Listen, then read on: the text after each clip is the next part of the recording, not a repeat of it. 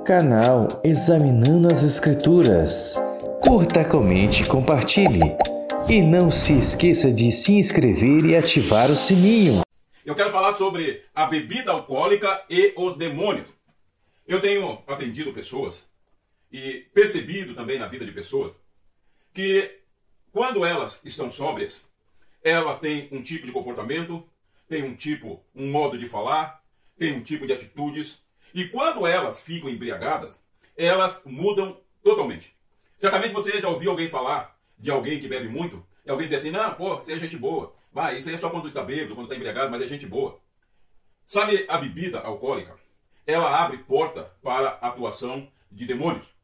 E preste atenção, lá na Grécia Antiga e na Roma Antiga, era adorado um deus, entre aspas, um demônio, chamado Baco. Entre os romanos ele era chamado Deus Baco, e entre os gregos ele era chamado de Dionísio. Era o mesmo espírito. Só muda de nome de nação para nação.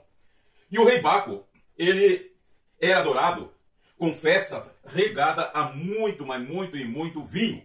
Daí veio a expressão bacanal. As festas ao rei Baco, ao deus Baco, preste atenção, o deus Baco dos romanos e Dionísio dos gregos, que eram a mesma entidade, as festas duravam uma semana na Roma Antiga. Uma semana era dedicada à adoração a esse deus do vinho.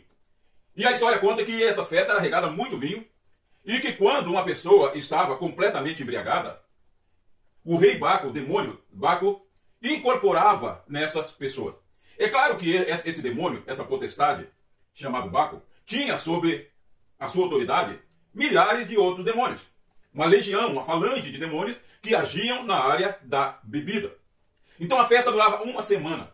E contam os historiadores que as mulheres, depois de embriagada e incorporada por esses espíritos malignos, elas podiam sair à rua completamente nuas. Elas saíam nuas pelas ruas e elas podiam manter relações sexuais na rua, em adoração ao rei, ao deus da orgia, ao deus do vinho, o deus da bebida alcoólica, chamado Baco. Conta a história também que durante essa semana os casamentos não eram válidos. Tanto a esposa como o marido podiam manter relações sexuais com quem quisesse. Então a orgia sexual tomava conta de Roma depois que as pessoas estavam completamente embriagadas e possessas desses demônios que agem através da bebida alcoólica. E conta a história que essas festas elas tiveram que ser amenizadas um pouco, porque começou a acontecer muitos atos de violência durante essa festa. Agora, o que você precisa entender, que esse mesmo demônio que era chamado de Baco entre os romanos, esse mesmo demônio que era chamado de Dionísio entre os gregos, que incorporava nas pessoas quando elas estavam completamente embriagadas, ele age no dia de hoje com outro nome. E tem milhares de demônios às suas ordens para agir na vida de uma pessoa e através de uma vida de uma pessoa quando ela está completamente embriagada. E então a bebida alcoólica ela abre portas para a atuação de demônios. Então o Provérbio 33 fala aqui das consequências de quem se embriaga com bebida alcoólica.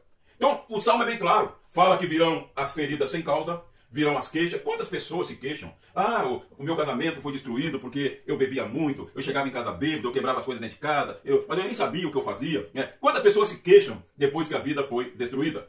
Então para quem são ais? Para quem são os pesares? A Bíblia diz para aqueles que buscam a bebida misturada. E aqui fala também da atuação de demônios. Fala aqui da atuação desses demônios que eram adorados lá na Roma e na Grécia Antiga. Diz aqui, os seus olhos verão coisas esquisitas, olharão para mulheres estranhas. Teus olhos olharão para mulheres estranhas. Então agora aqui a pessoa já está tomada, já está sendo manipulada por esse espírito que age através da bebida alcoólica. A pessoa depois de embriagada, diz a Bíblia que ela começará a ver coisas esquisitas, ela olhará para mulheres estranhas e ela falará perversidade. Meu amigo, minha amiga, isso é real. O mundo espiritual é real, os demônios são reais. Sabe quando que o demônio se manifesta? Quando ele está embriagado. Quando ele está sóbrio, ele é uma pessoa normal, tranquila. Mas basta ele ficar embriagado, ele começa a ver coisas esquisitas, como diz o Provérbio 33. Ele começa a ver demônios dentro de casa. Ele começa a quebrar, ele mora sozinho. Ele começa a quebrar as coisas dentro de casa e começa a gritar: diabo, sai daqui, demônio, sai daqui, me larga, demônio, sai, demônio. Ele começa a ver demônios dentro de casa, quando está embriagado. A embriaguez abre porta para aquela entidade maligna atormentar a vida dele.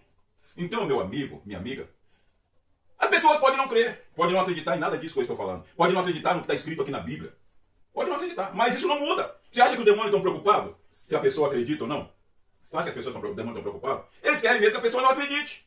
Eles querem que as pessoas pensem, o que o apóstolo Marco está falando, isso é bobagem, isso é besteira. A Bíblia fala, mas não é bem assim, não. Meu amigo, olha para a vida das pessoas que se embriagam. Olha o que acontece quando elas se embriagam. Olha as atitudes dela. Quantos homens se tornam violentos depois de embriagado? Tanto homens como mulheres.